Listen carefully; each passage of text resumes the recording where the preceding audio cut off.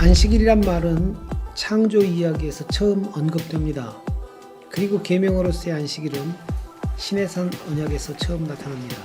그런데 이 안식일 계명은 실로 놀라운 계명입니다. 고대 세계에서 이스라엘 안식일 계명과 유사한 법이나 전통을 거의 찾아볼 수 없기 때문입니다. 안식일 계명은 하나님께서 인류에게 내려주신 기적과 같은 선물입니다.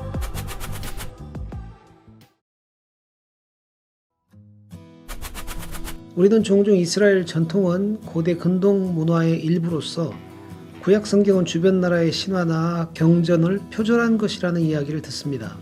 하지만 구약 성경의 계시가 외형적으로 주변 문헌들과 유사성이 있는 것처럼 보일지 몰라도 자세히 살펴보면 그 내용이나 핵심에는 독보적이고 독창적인 하나님의 계시가 담겨 있음을 알 수 있습니다.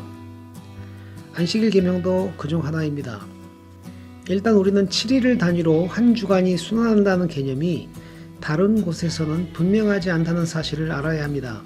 고대 이집트나 고대 중국은 10일을 한 주간으로 보았고 아즈텍인은 13일을 한 주간으로 보았습니다. 메소포타미아인들은 초승달, 반달, 보름달의 변환 주기가 대략 7일이라는 것 때문에 7일을 한 주간으로 보기도 했지만 한 주간이 독립적 위상을 가지지는 못했습니다. 그들에게 한 주간은 태음력의 하위 개념의 성격이 강했던 것입니다. 그러나 이스라엘의 7일 단위의 주간 개념은 태음력이나 태양력과 완전히 독립적인 개념이었습니다. 왜냐? 7일을 단위로 한 주간이 순환한다는 이스라엘의 주간 개념은 태양이나 달의 주기와 무관하게 하나님께서 6일 동안 천지를 창조하시고 7일째 쉬셨다는 창조 신학으로부터 비롯된 것이기 때문입니다. 매주 마지막 날을 쉼으로써 한 주간이 완성된다는 개념은 이스라엘에서만 발달된 것인데요. 다른 나라에서는 정기적 휴일이 없었기 때문에 주간 개념이 있다고 해도 월화수목 금금금 같은 느낌이었습니다. 그래서 주간의 순환이 경험되기 어려웠습니다. 그러나 이스라엘은 매주 마지막 날을 안식일로 지정했기 때문에 이를 통해서 일주일의 순환 리듬이 뚜렷하게 만들어질 수 있었습니다. 그러고 보면 오늘날 현대인에게 보편적으로 여겨지는 하루를 쉼으로써 7일 단위의 한 주간이 순환한다는 개념은 하나님께로부터 온 것입니다.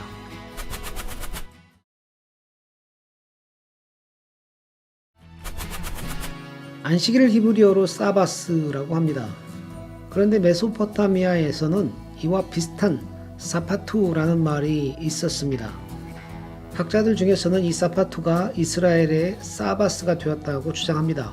하지만 외형상의 유사성을 내용상의 동일성으로 간주하는 것은 바람직하지 않습니다.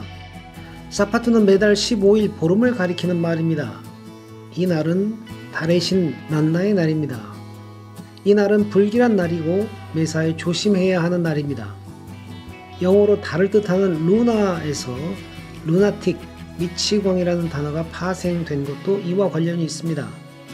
이렇듯 사파투는 불길한 날이기 때문에 매사에 조심해야 하는 날이었습니다. 사파투가 확장되어 초승달, 금음달, 상하연달의 날도 조심하는 날이 됩니다. 매사에 조심해야 하기 때문에 일이나 장사를 꺼리는 경향이 생겨났습니다. 특히 상류층이나 기득권층은 이 날을 무척 신경 써서 지켰습니다. 이것은 안식일이라기보다는 신을 노엽게 하지 않으려는 금기의 날이라고 할 수 있습니다.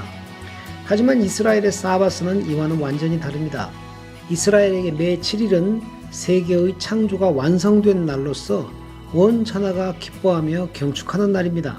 달신을 노엽게 하지 않으려고 매사에 조심하는 금기의 날이 아닙니다. 하나님의 초대를 받아 만물이 하나님의 안식에 참여하는 우주적 축제의 날입니다. 이러한 안식일은 전적으로 하나님께서 이스라엘을 통해 온 인류에게 허락하신 선물입니다.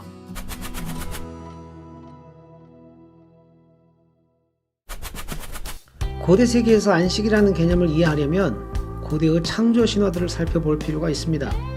고대 메소포타미아의 신화 에누마 엘리시에 따르면 혼돈의 신 티아마트를 무찌른 마르둑이 킹구 신의 피를 진흙에 섞어서 인간을 창조합니다. 왜 인간을 창조했을까요? 신들이 하기 힘든 노역을 시키기 위해서입니다. 메소포타미아의 또 다른 신화 아트라시스 서사시에 따르면 하급 신들이 운하를 파거나 땅을 경작하는 이 일이 너무 힘들어서 반란을 일으키는 대목이 나옵니다. 이에 상급신 엔키가 인간을 창조하여 하급신이 했던 일을 인간에게 대신 시키는 이야기가 나옵니다. 이들 창조 신화는 일은 인간의 몫이고 안식은 신들의 특권이라는 관념을 정당화하고 있습니다. 이렇게 신은 안식하고 인간은 노동한다는 신화가 왜 필요할까요?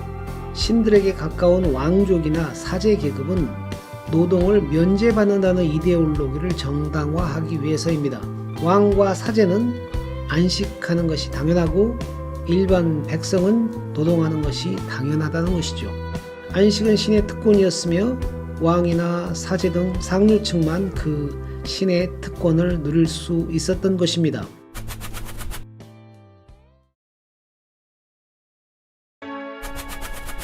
그런데 구약 성경은 이러한 안식 개념을 혁명적으로 전복합니다.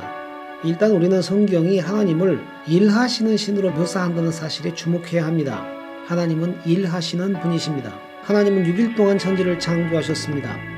예레미야서 33장 2절에서는 하나님을 일을 행하는 여호와, 그것을 지어 성취하는 여호와라고 부릅니다. 로마서 9장에서 바울은 하나님을 진흙을 손으로 빚어 그릇을 만드는 토기장이에 비유했고, 시편 23편에서 다윗은 하나님을 나의 목자라고 부릅니다. 이사야서 43장에서는 하나님께서 보라 내가 새 일을 행하리니 라고 말씀하셨고, 예수님은 내 아버지께서 이제까지 일하시니 나도 일한다 라고 하셨습니다. 성경에서 하나님은 놀고 먹는 분이 아니라 일하시는 분으로 나옵니다. 인간이 일하듯 하나님도 일하십니다. 마찬가지로 하나님께서 7일째 안식하셨듯이 인간도 7일째 안식하게 됩니다. 인간이 일하듯 하나님도 일하십니다. 그리고 하나님이 안식하듯 인간도 안식합니다. 안식은 신만의 특권도 아니고 왕이나 사제 등 상류층들만의 전유물도 아닙니다. 하나님과 인간은 똑같이 일하고 똑같이 안식합니다. 이스라엘의 안식은 왕부터 백성까지 모든 사람이 다 같이 누립니다. 심지어 노예와 나그네와 가축까지 안식합니다. 제7일은 너희 하나님 여호와의 안식일인즉 너나 네 아들이나 네 딸이나 네 남종이나 네 여종이나 내 육축이나 내 문 안에 유하는 객이라도 아무 일도 하지 말라. 이것이 이스라엘 사바스의 의미입니다. 실로 이러한 안식일은 고대 세계에서는 듣도 보도 못한 개념입니다. 안식일은 인류에게 허락하신 하나님의 최고의 선물입니다.